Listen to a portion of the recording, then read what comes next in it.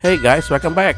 Nah guys, di video kali ini gua akan merangkum semua alur cerita dari serial Peacemaker Season 1. Tapi kalau kalian lebih sukanya nonton per episode, kalian bisa klik link yang ada di deskripsi ya. Tapi jika mau nonton sekaligus, mari dilanjutkan video ini. Oh ya guys, kalau kalian belum nonton film The Suicide Squad, lo bisa klik aja link di atas untuk nonton alurnya. Atau juga bisa klik link di deskripsi ya. Karena Peacemaker ini setali 3 uang sama si Suicide Squad. Baiklah, tanpa berlama-lama, mari gue bahas aja alur cerita season 1 ini. Tapi sebelum gue mulai, yang belum subscribe, monggo di subscribe. Yang udah, makasih ya.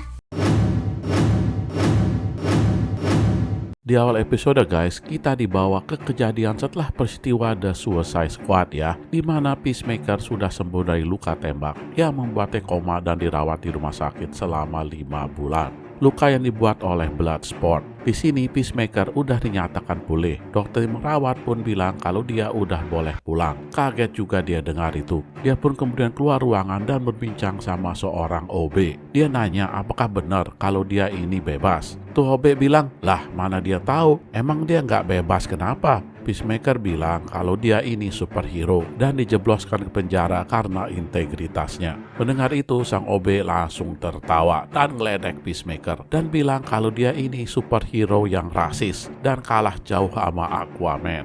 Peacemaker marah banget diolok-olok kayak gini, tapi dia masih penasaran, apa benar dia ini bebas? Kan seharusnya masuk penjara. Tuh OB jawab, ya jelaslah bebas, orang di sini nggak ada polisi. Ya udah deh, Peacemaker langsung berkemas dan kabur dari rumah sakit. Tanpa buang-buang waktu, dia pun langsung loncat masuk ke dalam taksi. Setelah sampai di tujuan, Peacemaker gak punya duit untuk bayar tuh taksi. Terpaksa dia memberikan helm kesayangannya sebagai ganti. Di adegan lain kita diperkenalkan dengan agen Adebayo dan pasangannya. Si Adebayo ini baru pindah kerja dan sedang dalam tugas operasi rahasia. Jadi dia sementara menginap di sebuah motel. Selagi dia berbincang sama pasangannya, HP-nya berbunyi. Dia pun langsung pergi karena itu adalah panggilan pekerjaan. Kembali ke Peacemaker guys. Setelah sampai rumah, dia lupa di mana dia menaruh kunci rumah tersebut. Kocak nih orang. Karena nggak ketemu, dia pun memecahkan kaca dan masuk melalui jendela.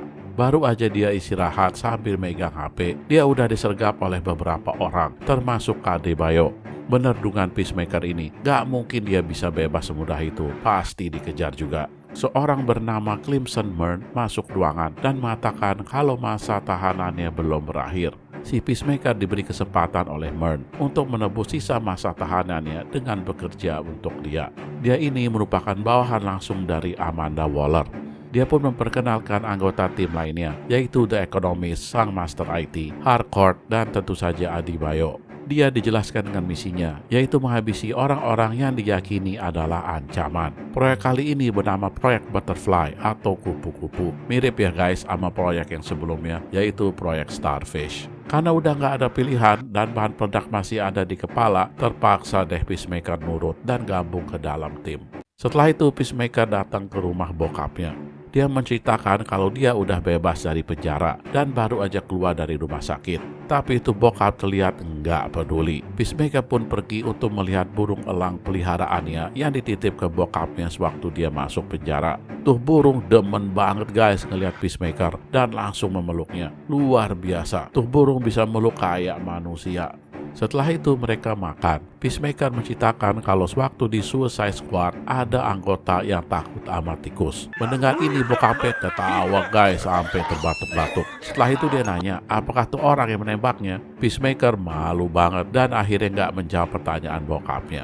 Setelah itu sang bokap memberikan Peacemaker helm baru karena yang lama kan udah dipakai untuk bayar taksi.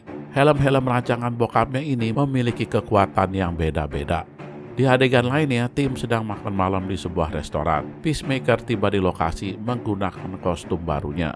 Dia diledekin di sana karena memakai kostum. Ngapain juga datang ke restoran pakai kostum? Tapi Peacemaker nggak peduli dan bangga akan kostumnya ini. Setelah itu, Mern memberikan doi map berisi informasi mengenai targetnya. Nah guys, salah satu pelayan di sana memperhatikan Peacemaker dengan wajah gembira, membuat semua orang termasuk Peacemaker merasa ada yang aneh dengan tuh orang.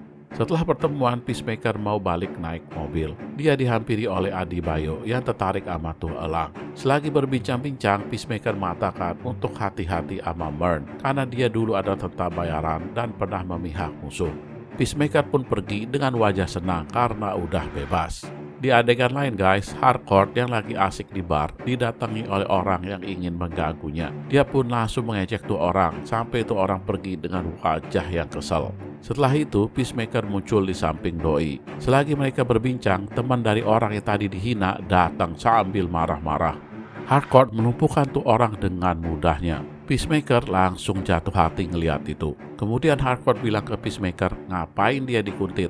Tanpa merasa bersalah, si Peacemaker mengatakan kalau dia udah 4 tahun di penjara dan udah lama nggak bersama wanita. Mendengar itu Harcourt merasa muak dan pergi. Dia nggak tertarik sedikit pun sama Peacemaker. Karena ditolak mentah-mentah guys, Peacemaker pun melampiaskan dengan kencan sama orang yang dilihat di bar. Di adegan lain kita melihat Adebayo yang sedang V-call sama seseorang di laptopnya. Orang tersebut ternyata adalah Amanda Waller guys. Adebayo sedang menjelaskan perkembangan misi ke Waller. Waller pun mengatakan kalau Adebayo adalah mata-matanya di dalam tim karena dia nggak percaya sama yang lain. Di akhir V-call itu kita dikejutkan nih kalau ternyata si Adebayo ini adalah putri Waller. Wow ya kan guys. Di tempat lain, Peacemaker yang lagi santai di apartemen cewek yang dia ketemu di bar melihat ada rekaman piring hitam mengenai lagu-lagu jadul. Lagu-lagu tersebut adalah kesukaannya. Dia langsung memutar tuh lagu dan nyanyi sambil joget dengan menggunakan celana dalam. Memang kocak nih orang.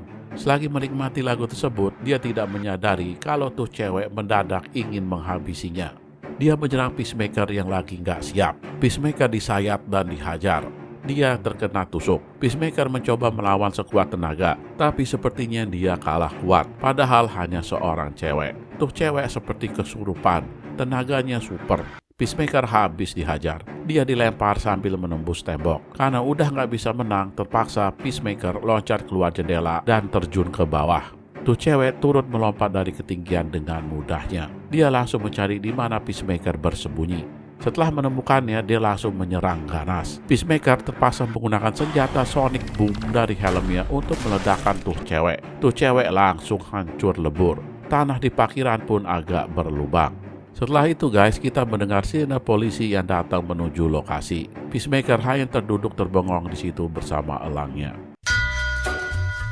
Di awal episode kita langsung ditunjukkan dengan Peacemaker yang sedang menelpon Harcourt. Dia menjelaskan kalau dia diserang oleh seseorang yang dicurigai adalah Butterfly. Dan sekarang polisi sedang datang menuju ke TKP. Jadi dia harus kabur. Tapi dia mau balik ke kamar cewek yang tadi kesurupan untuk mengambil barang-barang yang tertinggal dan memakai baju seragamnya.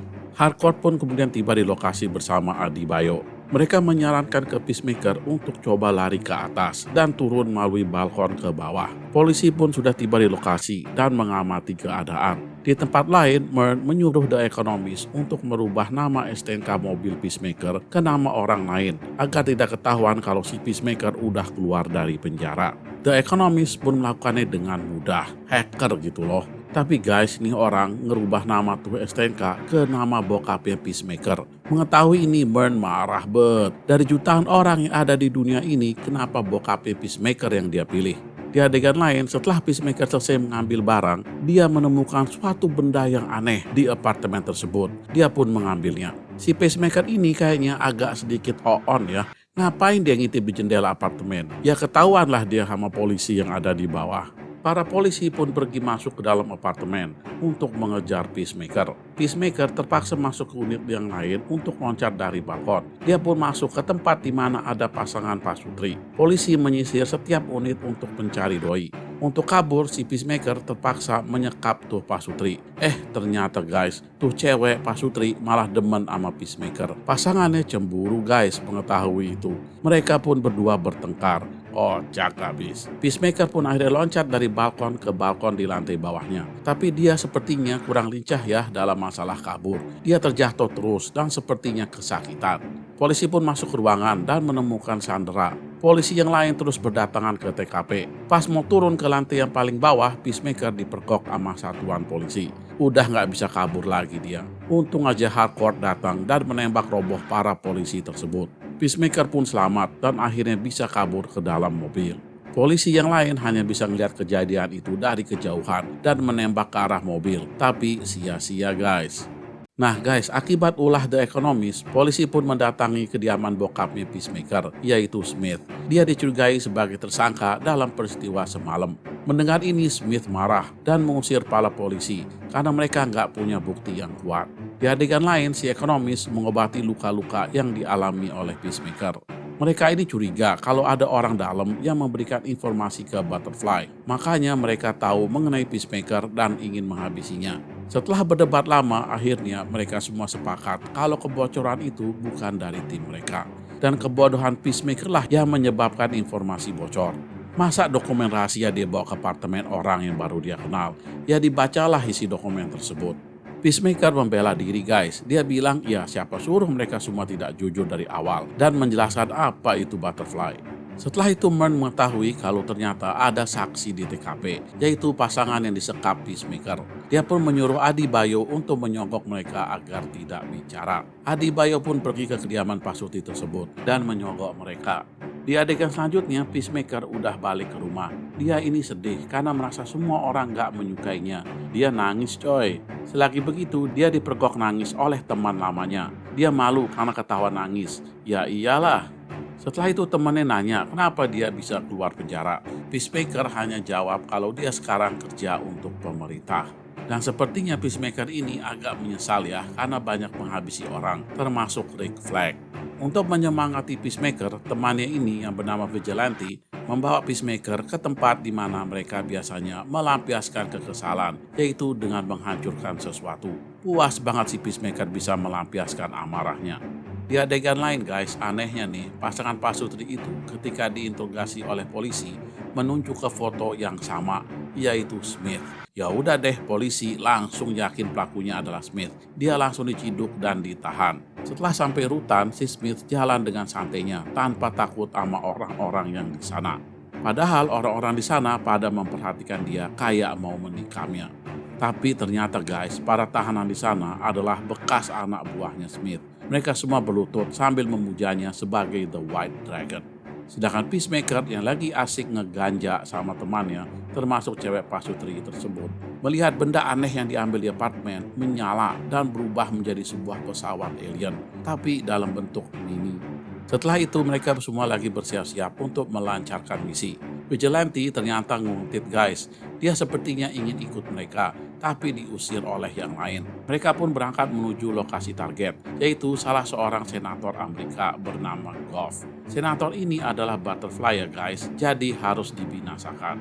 Nah kendalanya adalah si senator ini punya istri dan 2 orang anak. Keluarganya ini belum terbukti apakah Butterfly atau tidak, jadi nggak bisa dihabisi begitu saja. Mereka masih menunggu bukti yang jelas baru bisa menghabisi keluarga senator tersebut. Mereka pun sampai di sebuah hutan dan bersiap-siap untuk operasi. Pada malam harinya, sang senator yang ditunggu akhirnya tiba di kediamannya. Dia bersama keluarganya dan dikawal oleh bodyguard. Di antara bodyguard tersebut ada seorang yang bernama Judo Master. Nih orang tubuhnya kecil ya, kayak cebol gitu. Tapi kekuatannya nggak bisa diremehkan. Si Peacemaker nggak bisa ngabisin sang senator karena akan membahayakan keluarganya. Jadi mereka hanya bisa mengamati dari kejauhan. Guys, si Vigilante ternyata ngikutin mereka ke sana. Dia ini bener-bener dah pantang mundur. Beberapa saat kemudian si Peacemaker ngelihat sesuatu yang aneh di dalam rumah. Mereka berperilaku bukan seperti manusia normal. Cara makan mereka pun aneh. Udah dapat dipastikan mereka semua adalah Butterfly. Mern menyuruh Peacemaker untuk menghabisi mereka semua. Tapi guys, si Peacemaker ini gak bisa melakukannya. Karena dia emang gak pernah ngabisin anak kecil. Dia jadi kaku. Untung ada Vigilante. Dia yang ambil alih dan menghabisi satu persatu. Tinggal Goff sang senator yang belum roboh. Operasi ini berhasil digagalkan oleh Judo Master. Dia ngamuk dan menghajar Peacemaker dan Harcourt. Luar biasa si Judo Master ini. Dia mampu melawan 3 orang. Harcourt pun berhasil dirobohkannya. Peacemaker dan Vigilante melawan sekuat tenaga. Peacemaker pun berhasil dibuat pingsan. Melihat ini Vigilante ingin kabur, tapi nggak bisa. Roboh juga dia. Mern dan Adebayo yang berada di mobil van keluar dan ingin membantu mereka. Harcourt akhirnya sadar, tapi dia ditodong oleh salah satu pengawal Goff. Adebayo datang membantu dan tuh bodyguard berhasil dilumpuhkan oleh Harcourt. Harcourt pun kemudian bertemu Murn dan mereka melacak chip yang ada di kepala Peacemaker untuk mengetahui keberadaan dia di mana. Di dalam kediaman Goff, Peacemaker dan Vigilante sudah disandra. Mereka diintegrasi oleh Goff. Si Judomaster disuruh pergi lewat pintu belakang oleh Goff. Goff menyiksa Vigilante untuk mendapatkan informasi dari Peacemaker. Tapi si Peacemaker diam gak ngasih info apa-apa. Ya udah si Vigilante lah yang kena batunya. Dia disiksa abis oleh Goff. Bahkan kelingking kakinya mau dipotong oleh Goff. Si Goff mencoba memotong tuh jari kaki, tapi kok lama amat lepasnya. Apa pisaunya tumpul? Murn dan yang lainnya udah masuk ke dalam rumah Goff. Mereka mencari posisi Peacemaker, tapi nggak ketemu. Pasti ada ruang rahasia di sana. Adebayo menemukan lokasi pintu rahasia tersebut, tapi pintunya dilindungi oleh semacam kaca tebal. Murn pun mencoba meledakkan tuh kaca dengan peledak. Setelah ditunggu-tunggu, tuh peledak nggak meledak-meledak. Dan pas Murn bangun, tuh kaca baru meledak. Murn pun terlempar. Karena ledakan tersebut, Peacemaker berhasil terlepas dari ikatan. Dia pun langsung menghajar Goff. Tanpa buang-buang waktu, Peacemaker menghabisi Goff dengan sekali tembak. Di lain tempat, The Economist yang masih berada di dalam van melihat Judomaster yang kabur dari pintu belakang. Dia pun mengejar Judomaster dan menghantam mobilnya. Si Judomaster terpental keluar mobil. The Economist langsung mengejarnya dan menghajar kepala Judomaster berkali-kali hingga pingsan. KO juga si Judomaster ini sama seorang kutu buku. Kembali ke kediaman Goff. Mereka semua selamat. Pemandangan yang gak mengenakan guys dilihat oleh Peacemaker, yaitu sebuah binatang keluar dari tubuh Goff. Itu alien jenis apa ya? Kecil tapi ganas. Itulah yang disebut Project Butterfly. Setelah itu, monitor di dalam van menunjukkan kalau banyak banget yang diduga adalah butterfly di dunia ini. Waduh. Di awal episode kita melihat semua anggota tim yang kelelahan karena peristiwa semalam. Si Vigilante sebel karena setengah kelingkingnya dipotong sama Goff sehingga dia susah berjalan. Yang lain ketawa, gak ada hubungannya jalan sama kelingking. Peacemaker pun cerita kalau makhluk butterfly itu sudah dihabisi. Setelah itu kita melihat Judomaster yang ternyata masih hidup. Di adegan selanjutnya, kita kembali ke base camp tim operasi ya. Kita melihat Murn yang masuk ke dalam dan berbicara empat mata sama Peacemaker. Dia ini kecewa berat sama Peacemaker yang nggak melakukan tugasnya. Peacemaker bela diri dengan bilang dia nggak bisa ngabisin anak-anak karena disuruh-suruh. Dia hanya ngelakuin itu kalau emang perlu demi perdamaian. Tapi kalau disuruh-suruh, mana mau dia? Ya udah, kata Murn. Dan dia juga terpaksa ngerekrut Vigilante karena dia udah telanjur tercemplung dalam operasi ini. Peacemaker bilang ya nggak apa-apa, tapi harus hati-hati. Kadang si Vigilante ini agak sedeng. Di lain tempat kita melihat Economos yang lagi ngikat Judomaster di kursi. Dia ditugasi untuk menjaga tuh orang oleh Murn. Setelah itu guys, kita melihat Peacemaker yang sedang diantar balik oleh Vigilante. Si Vigilante ini agak sebel sama Peacemaker ya. Dia heran kok bisanya dia ini diam aja sewaktu dia disiksa oleh Goff. Apalagi pas kelingkingnya mau dipotong. Peacemaker bilang kalau itu demi menjaga informasi rahasia. Sebelah si Vigilante mendengar itu. Mereka pun sampai di rumah bokapnya Peacemaker. Dia menyelinap masuk ke dalam untuk mengambil topeng-topeng yang dibuat bokapnya. Dia nyolong tuh topeng semuanya. Vigilante nyusul ke dalam dan melihat kostum Smith yang berjulukan The White Dragon. Dia pun bilang kalau bokapnya ini, si Smith, adalah orang yang sangat rasis dan sadis. Peacemaker gak senang mendengar Vigilante menghina bokapnya. Mereka pun keluar dan bertemu tetangga Smith. Tetangga ini ngasih tahu ke Peacemaker kalau bokapnya ditahan polisi. Kaget dia ngedengar itu. Dia langsung nelpon Murn dan marah. Kenapa bokapnya ditahan? Kenapa dia dijebak? Murn bilang, ya udah ke kantor aja, nanti dijelaskan. Peacemaker nggak mau. Dia mau ke kantor polisi untuk ngeliat bokapnya. Nah guys, di dalam mobil, Peacemaker minta maaf ke Vigilante karena tidak membantunya sewaktu disiksa. Vigilante bilang, ya nggak apa-apa, bukan salahnya dia. Peacemaker bilang dia tahu kalau bokap ini rasis, tapi dia tetap adalah bokapnya. Dan dia sayang banget sama dia. Bujuk lebay. Setelah mereka sampai kantor polisi, Adebayo menghampiri mereka dan meminta Peacemaker untuk tidak bertemu sama bokapnya. Tapi dia nggak mau dengar. Dia tetap akan bertemu walaupun Adebayo bilang dia nggak sepantasnya ditemui karena dulu menyiksa Peacemaker pas masih kecil. Peacemaker pun masuk ke dalam. Di dalam tahanan, Peacemaker menjelaskan ke Smith kalau ini bukan salahnya. temannya nggak sengaja menukar sidik jari dia dengan dirinya. Kedengar itu bokapnya sebel juga, apalagi tahu kalau anaknya ini terlalu lembek, nggak setangguh dia dan saudaranya. Dia pun mencaci maki Peacemaker. Si Peacemaker ini diam aja digituin guys.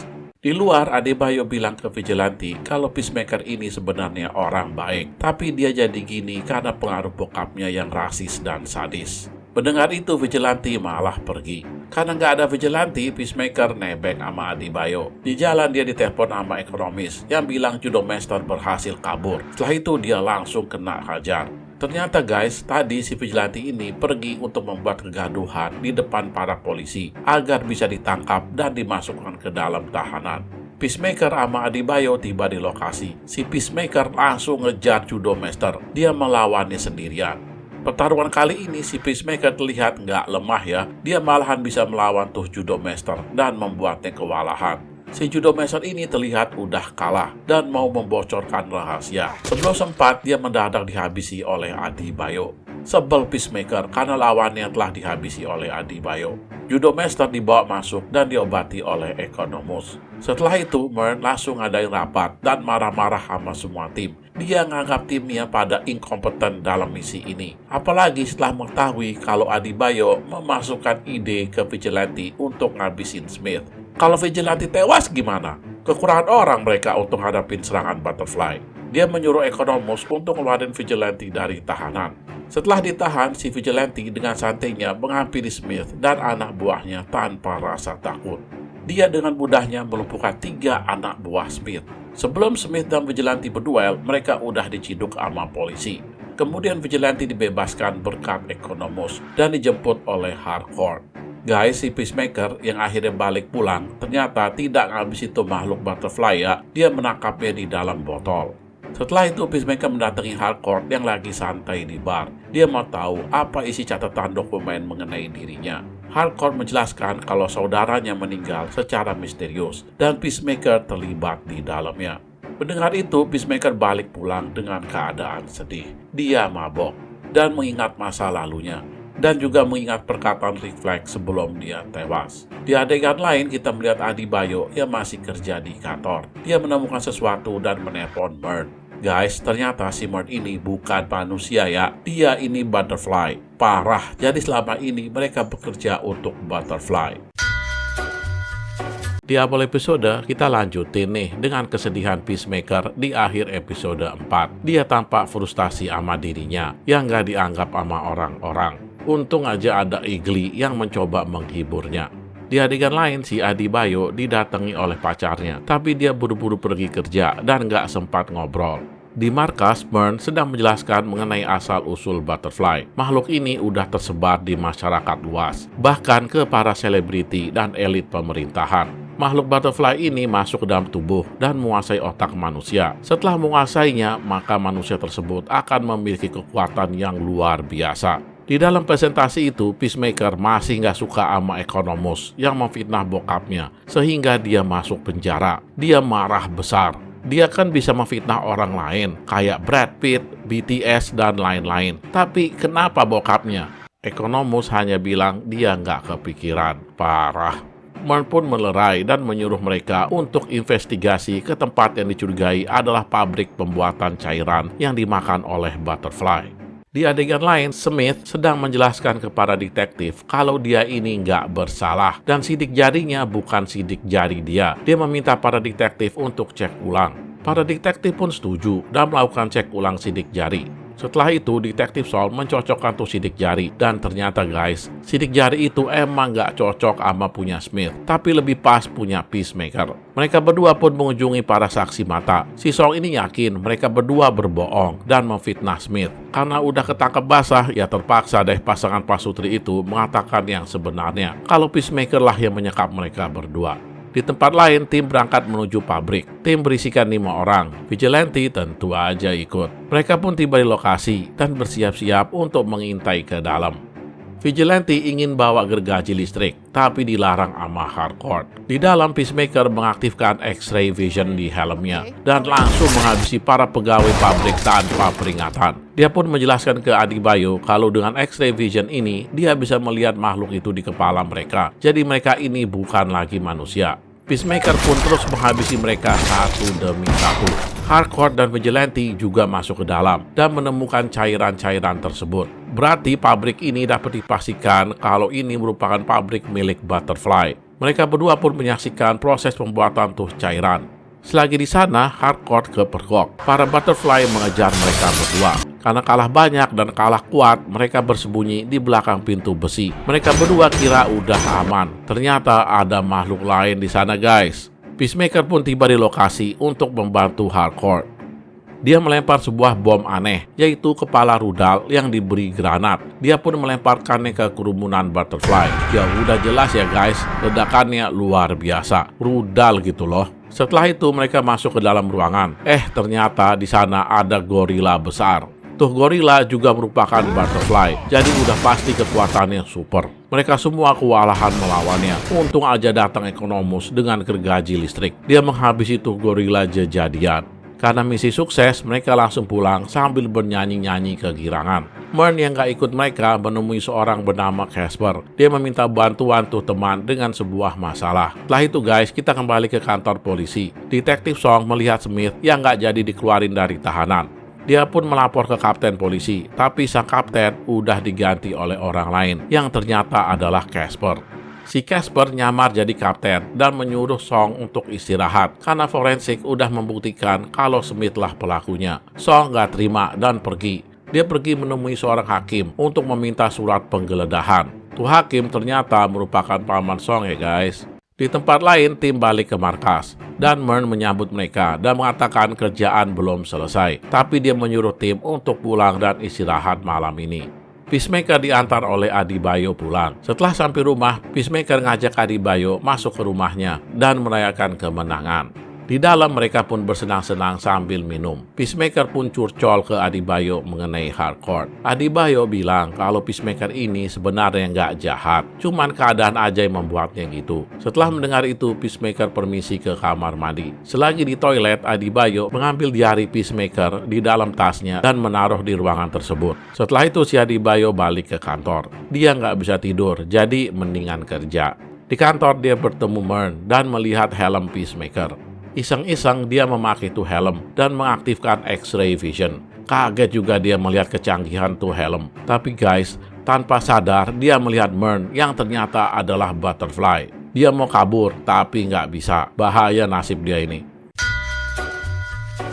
Harcourt pun tiba di lokasi. Dari cara bicaranya, si Harcourt ini sepertinya bersekongkol ya sama Mern. Semakin takutlah Adebayo. Tapi guys, si Mern bilang kalau dia nggak akan nyakitin doi. Dan Harcourt bilang nanti akan dijelaskan. Nah, di dalam kantor, si Harcourt menjelaskan ke Adebayo kalau dia udah tahu mengenai Mern yang Butterfly. Dia mengetahuinya pas mereka mendekatkan pintu di rumah Goff itu. Si Mern nggak kenapa-kenapa, padahal kena ledakan. Mern pun menjelaskan kalau mereka ini, Butterfly maksudnya guys, datang ke bumi karena planet mereka mau binasa. Pada awalnya mereka datang ke bumi dengan niat damai, tapi pimpinan mereka, makhluk yang ada di Goff, itu memiliki agenda lain, yaitu menguasai bumi. Mern tidak setuju sama pemimpinnya dan dia membelot. Dan sekarang tujuan dia adalah menghentikan pimpinannya itu, aka Goff. Adebayo nanya siapa aja yang tahu. Mereka bilang hanya mereka berempat, termasuk Economus. Di adegan berikutnya guys, kita melihat Peacemaker yang sedang menjadi tamu undangan di sekolah SD. Dia datang menjadi superhero. Dia kira akan dibangga-banggakan oleh anak-anak di sana. Malah dia jadi olok-olokan mereka. Kocak, sampai diketawain coy. Dia datang ke sekolah itu karena diminta tolong oleh OB yang dia kenal di rumah sakit waktu dia koma itu ya, yang di episode pertama. Di adegan berikutnya kita melihat Smith yang akhirnya bebas juga. Casper, sang kapten gadungan, datang dan marah-marah. Tapi Song menjelaskan kalau dia udah didukung oleh hakim untuk mengusut pelaku yang sebenarnya, yaitu Peacemaker. Setelah keluar penjara, tujuan utama si Smith ini adalah menghabisi anaknya. Sedangkan Song dan rekan-rekannya sedang mempersiapkan diri untuk menggerebek rumah Peacemaker. Casper melihat ini langsung nelpon Mern. Nah, di adegan selanjutnya kita melihat Peacemaker yang didatangi oleh Vigilante. Selagi ngobrol, mereka kaget ngelihat si makhluk alien yang dinamai Goff membuat tanda peace di kaca. Setelah itu mereka mencoba berbicara dengan Goff dengan cara jawab iya atau tidak dengan mengetuk tuh kaca botol. 1 ketukan berarti iya dan 2 ketukan berarti tidak. Tapi mereka berdua malah berantem guys, gak jelas apa yang diberantemin. Sedangkan si Mern mencoba menelpon Peacemaker untuk memberitahu mereka dalam bahaya, tapi nggak diangkat-angkat. Polisi pun tiba di lokasi dan bersiap untuk menyergap. Mern akhirnya nelpon HP Vigilante. Kocak ringtone-nya guys, ABG banget nih orang. Mern pun menyuruh Peacemaker untuk kabur secepatnya. Tapi polisi udah di lokasi ya, jadi cara kabur hanya bisa lewat atap. Mereka bertiga berhasil naik ke atap sebelum para polisi masuk ke dalam. Song tidak menemukan Peacemaker di dalam. Dia menyuruh anak buahnya cari di sekitar. Pasti belum jauh kaburnya. Vigilante ingin menghabisin seorang polisi, tapi dia dilarang oleh Peacemaker. Song kemudian melihat Igli di pohon. Dia pun pergi menghampirinya. Ternyata bener guys, si Vigilante yang jatuh ke bawah dan memecahkan toples berisi Goff. Sontak si Goff terbang dan masuk ke mulut Song. Song roboh kayak orang kena epilepsi. Peacemaker dan Vigilante yang lihat ini langsung kabur. Para polisi berlari mengejar mereka berdua, sedangkan detektif Larry mencoba menolong Song. Mereka berdua tidak menghabisi para polisi, tapi hanya melumpuhkan mereka. Tapi yang lebih sadis guys, si Igli, dia menyerang udah kayak binatang kesurupan, sadis dan ganas. Mereka pun akhirnya tersudut dan diselamatkan oleh Casper yang menghabisi itu polisi hingga mampus. Kemudian dia menyuruh mereka berdua kabur. Peacemaker kaget dan gak suka ngeliat Casper yang menghabisi sisa polisi yang padahal udah roboh. Sadis juga dia. Mereka pun kabur menggunakan mobil Casper. Di jalan, Peacemaker mau nelpon Mern. HP-nya malah dibuang oleh Vigilante yang bilang bahaya, nanti kesadap dan bisa dilacak. Marahlah Peacemaker. Lah itu HP khusus dan anti lacak. Apalagi di dalam tuh HP ada foto-foto Igli. Gedek banget dia. Vigilante pun minta maaf ke Peacemaker dan Igli. Kocak. Tapi dia juga heran sama tingkah Peacemaker yang lembek. Dulu dia nggak ragu ngabisin siapa aja yang jadi penghalang. Sekarang kenapa mikir-mikir untuk ngabisin orang? Di adegan lainnya kita ngelihat Song yang tersadar. Dia langsung pergi kayak orang nggak pernah sakit. Mereka sampai di lokasi di mana ada Casper. Casper seolah-olah sedih ngelihat anak buahnya pada tepar di tanah. Dia pun bilang kalau bukan Peacemaker pelakunya, tapi seseorang yang menggunakan kostum seperti maskotnya McDonald. Song dan Larry nggak percaya. Mereka tahu pelakunya adalah Peacemaker. Setelah itu, salah satu polisi menemukan diari Peacemaker dan memberikannya ke Casper sebagai kapten. Sedangkan itu di markas, Peacemaker datang sambil bilang ke Mern kalau Goff kabur dan masuk ke dalam tubuh seorang detektif. Mern kaget dan marah besar mendengar itu. Kok bisa Goff masih hidup? Bukannya udah koit? Peacemaker berkelit, lah siapa suruh dia tidak ceritakan semuanya? Kenapa hanya dia yang sepertinya banyak gak tahu mengenai misi ini? Dan dia juga gak suka ngeliat temannya Mern yang seenaknya ngabisin polisi. Selagi panas-panasnya, Economus menemukan tempat bahan baku cairan itu dibuat. Adebayo pun menjelaskan ke Peacemaker kalau Butterfly memiliki sebuah binatang yang dinamai cow. Dari makhluk itulah tuh cairan didapat. Mern pun menyuruh mereka untuk bersiap ke sana dan menghabisi itu makhluk. Di kantor polisi, Song menggunakan komputer untuk menghubungi alien-alien lainnya. Larry ngelihat itu dan nggak ngerti apa yang dilakukan oleh Song. Bisa jadi dia kena geger otak. Casper pun tiba dan masuk ke ruangan dan langsung menyimpan tuh diary dalam laci. Nah guys, teman-teman atau para anak buah Song pun tiba di bumi dengan pesawat alien mini. Jumlahnya ratusan guys. Setelah itu mereka semua pun datang ke kantor polisi dan menyerang semua orang di sana dengan memasuki mulut mereka. Casper yang berada di ruangannya pun terkena, sedangkan Larry yang ingin kabur terkena juga. Bahkan guys, para tahanan di sana terkena semuanya. Mereka semua udah kayak zombie brutal. Di tempat lain kita melihat Smith yang sedang persiapan untuk menghabisi anaknya, yaitu Peacemaker. Dia seperti mengadakan upacara pemakaian kostum The White Dragon. Setelah itu para anak buahnya langsung berlutut ke dia. Di adegan lain, Harcourt memberikan senjata yang udah ada emblem perdamaian ke Peacemaker. Peacemaker bilang kalau dia udah nggak mau ngabisin orang lagi. Harcourt senang dengar itu dan memberitahu dia nama aslinya, yaitu Emilia. Setelah itu dia main piano. Lumayan bagus guys, pinter juga doi main, nggak nyangka kita. Di tempat lain, Adebayo lagi curhat ke pacarnya mengenai kerjaannya. Si pacar bilang untuk mundur aja dari kerjaan. Masalah duit bisa dicarikan pinjaman sampai dia dapat kerjaan yang lebih baik. Setelah itu dia menyaksikan berita di TV kalau kepolisian mengumumkan Peacemaker sebagai tersangka atas pembunuhan Senator Goff dan pembantian yang terjadi di pabrik. Sebuah diare telah ditemukan dan jadi bukti. Sang kapten pun mengatakan kalau Peacemaker adalah buronan dan akan dikejar oleh seluruh polisi dan pihak berwajib lainnya. Peacemaker pun juga menonton tuh berita di TV. Di awal episode kita dibawa ke peristiwa lalu, di mana Peacemaker masih kecil. Dia terlihat akrab dengan saudaranya. Setelah itu mereka berdua bertarung, tapi bukan karena marah atau sebagainya, tapi semacam pertandingan gitu, yang dipelopori oleh ayahnya. Nah guys, dalam pertandingan itu, saudaranya Peacemaker tewas. Oleh sebab itu, Peacemaker terus merasa bersalah dan menyalahkan bokapnya. Kembali ke masa sekarang, si Peacemaker kaget dan kesal karena dia sekarang udah jadi buronan nomor wahid. Dia sibuk menjelaskan ke yang lain kalau dia nggak pernah nulis diari. Emangnya dia tampang orang yang nulis diari? Dia langsung bersiap-siap untuk pergi menghabisi Cow, si sumber makanan para butterfly. Karena tanpa Cow, para butterfly nggak akan bisa hidup di bumi ini. Vigilante dan Economus ikut bersama Doi. Di tempat lain, Adebayo didatengin oleh Harcourt. Si Harcourt marah-marah sama Adebayo. Kok teganya dia memfitnah Peacemaker dengan naruh tuh diari di rumahnya. Adebayo pun membela diri dengan bilang kalau dia nggak ada pilihan lain. Dia ini sebenarnya nggak mau kerja di sini, tapi dia nggak ada kerjaan dan ibunya memaksanya untuk ikut sama dia. Harcourt kaget guys pas tahu kalau si Adebayo ini adalah anak dari Amanda Waller.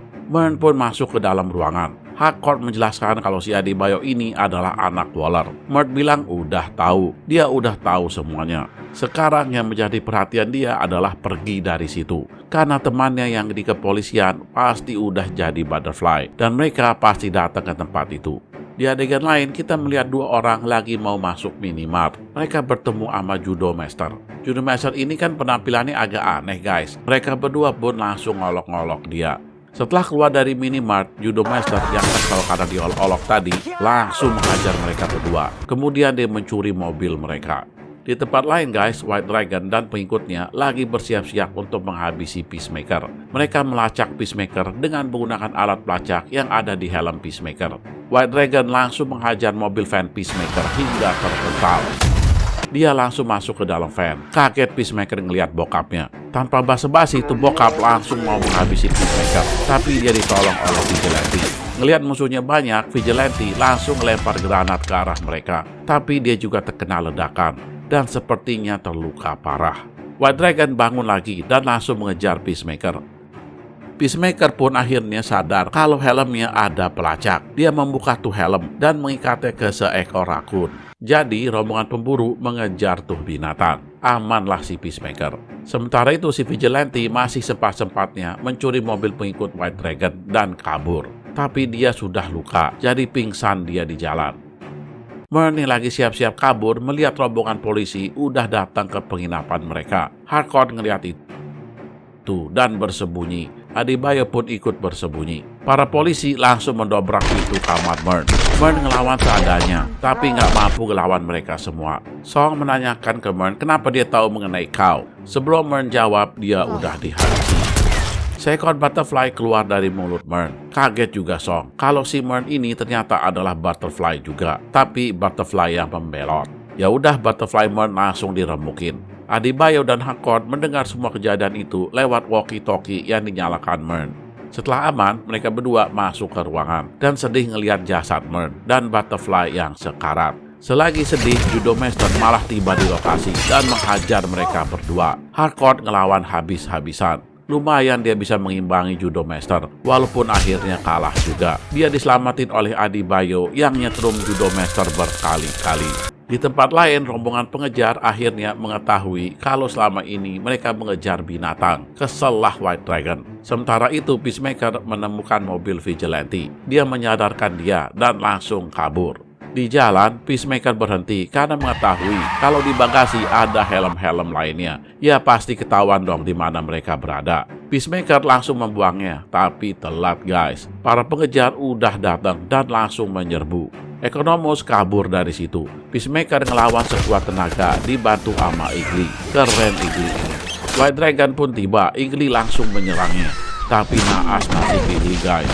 Ngelihat Igli, Peacemaker ngamuk dan langsung menghajar bokapnya. Tapi dia nggak sanggup karena kostumnya White Dragon kuat. Vigilante datang dan langsung menghajar kostum White Dragon. Dia mengkonsletkan tuh kostum. Karena udah konslet, Peacemaker jadi bisa mengalahkannya dan menghajarnya. Sedangkan Economus langsung menghabisi anggota lainnya. Peacemaker dengan berat hati menghabisi bokapnya. Walaupun sedih, tapi dia harus melakukan itu, guys. Nah, kembali kita ke Hardcore. Adebayo sedang mengobati luka Hardcore. Setelah itu dia mendapat telepon dari Economus dan langsung pergi ke tempat mereka berada, yaitu di tempat dokter hewan. Vigilante sedang menodong senjata ke arah dokter dan para perawat, takut identitasnya terbongkar. Dia langsung diperintahkan oleh Hardcore untuk tidak menghabisi mereka dan mengikatnya saja. Adebayo ngelihat Peacemaker yang sedang nangis di depan Igli. Dia sedih banget dan memohon-mohon ke Tuhan untuk menyembuhkan Igli. Nah guys, si Igli mendadak bangun dan langsung memeluk Peacemaker. Asli terharu ya ngelihat seekor burung kayak gitu. Mereka semua pun berkumpul dan sepakat kalau misi ini harus diselesaikan. Karena nggak ada Mern, maka Hardcore yang jadi pemimpin. Mereka pun menyusun strategi untuk nyerang. Setelah itu mereka pergi menggunakan mobil van milik klinik hewan. Di tempat lain, rombongan polisi telah datang ke tempat di mana kau berada. Mereka semua terlihat lagi bersiap-siap untuk mengungsikan tuh makhluk. Mau diungsikan menggunakan alat teleport. Guys, tuh makhluk yang disebut kau ternyata gede amat ya, jelek lagi. Dia diperas kayak sapi dan diambil susunya. Di awal episode, kita melanjutkan cerita di akhir episode 7 kemarin ya guys, di mana Peacemaker masih sebel sama Adebayo yang menjebaknya dengan menaruh diari palsu di rumahnya.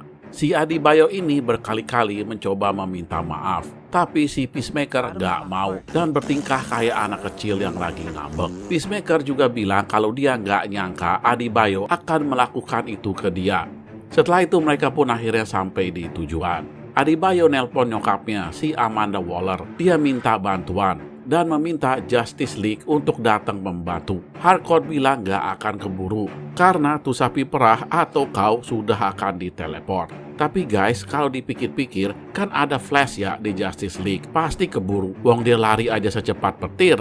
Karena Hardcore bilang gak keburu, ya udah si Amanda Waller menugaskan mereka untuk mencegah teleportasi tersebut. Mereka semua pun bersiap-siap dan menyusun strategi untuk menyerang. Misi ini benar-benar gak matang persiapannya. Masa mereka mau nyerang hanya dengan mengandalkan 4 helm Peacemaker sebagai senjata? Emang sih tuh helm memiliki kekuatan unik yang berbeda-beda. Tapi ya gimana ya? Mereka ingin meletakkan satu helm Peacemaker yang memiliki kekuatan ledakan sonik ke atap lumbung peternakan itu. Si Adebayo nggak sengaja mengaktifkan helm yang lain dengan ngomong aktivasi anti-gravitasi. Tuh helm langsung terbang ke atas dan menghilang. Tinggal 3 helm tersisa guys. Mereka ini masih bingung untuk kirim tuh helm ke atap lumbung peternakan tanpa diketahui oleh para butterfly. Peacemaker pun punya ide. Dia meminta Igli untuk terbang dan menjatuhkan tuh helm ke atap lumbung. Si Igli yang sebenarnya nggak ngerti apa maunya Peacemaker langsung terbang membawa tuh helm. Dia tidak menjatuhkannya ke atap lumbung, tapi ke hutan yang nggak jelas. Nah guys, di dalam lumbung peternakan, para butterfly lagi melakukan persiapan untuk teleportasi. Sedangkan tim Peacemaker terpaksa menyisir hutan untuk mencari tuh helm yang dibuang oleh Igli. Nyari kerjaan aja tuh binatang. Si Peacemaker malah dapat penampakan dari almarhum bokapnya. Sebel dia mau ngabisin tuh bokap lagi. Si Hardcore ngeliat itu, dia kira si Peacemaker ini udah gila, ngomel sendirian. Setelah itu Hardcore menemukan tuh helm di tempat hantu Smith jatuh. Di adegan lain, Peacemaker menghabisi salah satu butterfly untuk mendapatkan pakaiannya. Pakaian tersebut akan dipakai oleh Economus untuk menyamar sebagai butterfly dan masuk ke dalam lumbung peternakan guna menyelundupkan tuh helm. Di dalam perjalanan, dia dipergok oleh salah satu butterfly. Si Economus dengan gugup meyakinkan tuh butterfly kalau dia ada tugas ke dalam lumbung. Dan berhasil guys, dia berhasil masuk ke dalam walau dalam keadaan mual-mual karena gugup. Economus pun turun ke bawah tanah. Sebelum sampai bawah, dia melihat tuh sapi perah atau kau. Shock dia ngelihat ukuran tuh kau yang sebesar kaiju. Dia panik guys dan melepas tuh tas sambil lari keluar. Di luar dia kena pergok sama butterfly yang tadi. Tuh butterfly nanya ke Economus mengenai jenggotnya. Tuh jenggot kenapa diwarnai gitu? Aneh kelihatannya. Economus pun menjawab kalau tuh jenggot diwarnai supaya kelihatan lebih muda dan bisa menarik perhatian. Tapi ternyata nggak ada yang perhatiin, kecuali seseorang yang selalu menghinanya mengenai tuh jenggot. Tuh orang ya udah pasti Peacemaker ya kan? Tiba-tiba guys, seorang butterfly mengetahui kalau Economus meletakkan sebuah helm ke dalam lumbung. Ketangkap basah dia. Dia pun dikejar segerombolan butterfly dan tertangkap. Untung aja Adebayo mengaktifkan sonic boom dari tuh helm. Ledakannya mengagetkan para butterfly. Mereka langsung balik untuk menyelamatkan kaum mereka. Adebayo pun mengaktifkan ledakan kedua dan ketiga. Bangunan bawah tanah ambruk, nyawa kau dalam bahaya. Setelah ledakan keempat gagal, Peacemaker, Hardcore, dan Vigilante langsung menyerang Butterfly yang lagi pada panik. Luar biasa aksi mereka bertiga ini. Walau hanya bertiga, mereka mampu mendandingi segerombolan Butterfly yang memiliki kekuatan super. Peacemaker pergi menuju basement untuk menghabisi tuh kau, tapi malang nasibnya, dia jeblos ke bawah dan terkubur. Walau Hardcore dan Vigilante bertarung ganas, tapi jumlah terlalu banyak. Mereka berdua akhirnya roboh. Seekor butterfly mau masuk ke dalam mulut Hardcore yang udah roboh. Adebayo ngelihat itu langsung bersiap-siap untuk membantu menyerang. Economus mau ikut, tapi dia malah jatuh guys dan kakinya patah. Konyol nih orang. Si Adebayo bereaksi laksana John Wick. Dia menghabisi satu persatu butterfly yang tersisa dan menghabisi butterfly di mulut Hardcore. Dia kemudian turun ke bawah tanah untuk membantu Peacemaker. Si Peacemaker kira kalau dia diselamatkan oleh temannya. Ternyata tidak. Dia diselamatkan oleh Butterfly Song atau Goff. Mereka berdua langsung berduel. Si Peacemaker terlihat kalah kuat ngelawan Goff. Adebayo datang dan langsung mengaktifkan torpedo yang ada di helmnya. Tapi malah meleset. Pusing doi. Goff kemudian bilang kalau dia nggak mau nyakitin Peacemaker, dia malah mau meminta bantuannya. Si Goff kemudian menjelaskan misi dia di bumi ini. Emang betul, mereka datang ke bumi karena planet mereka udah hancur. Tapi setelah lama tinggal di bumi, mereka menyadari kalau manusia di bumi juga akan menuju ke tahap punah. Planet ini akan kiamat akibat polusi, iklim, dan keserakahan pemimpin. Oleh sebab itu, para butterfly bersumpah akan mencoba menghentikan kejadian itu. Karena manusia nggak bisa dipantau baik-baik, ya udah mereka terpaksa menguasai tubuh mereka dan mengendalikan perilaku mereka ke arah yang lebih baik. Si Goff mencoba untuk menarik Peacemaker bergabung bersama mereka. Tapi si Peacemaker punya pendirian sendiri. Dia malah mengaktifkan Human Torpedo di kepala Adebayo dan mengarahkannya ke perut kau. Kasihan si kau itu, perutnya bocor guys.